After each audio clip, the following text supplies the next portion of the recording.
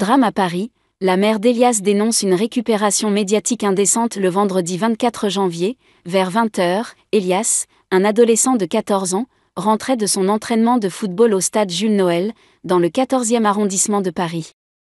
Sur le chemin du retour, il a croisé deux jeunes de 16 et 17 ans, connus des services de police pour des tentatives d'extorsion.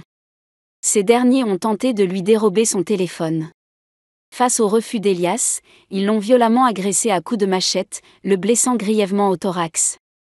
Transporté en urgence, Elias est décédé le lendemain, samedi 25 janvier.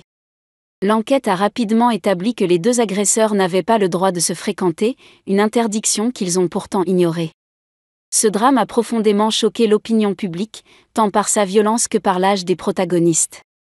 Mais c'est la couverture médiatique de l'affaire qui provoque aujourd'hui l'indignation de la mère du jeune garçon. Invitée sur CNews par Laurence Ferrari, la mère d'Elias a vivement réagi aux propos tenus par Patrick Cohen une semaine plus tôt sur France Inter. Selon elle, le journaliste a suggéré que son fils serait encore en vie s'il avait obéi aux agresseurs. Il sous-entend que la faute revient à Elias. C'est faux, c'est blessant et c'est une manipulation de l'information, s'est-elle insurgée.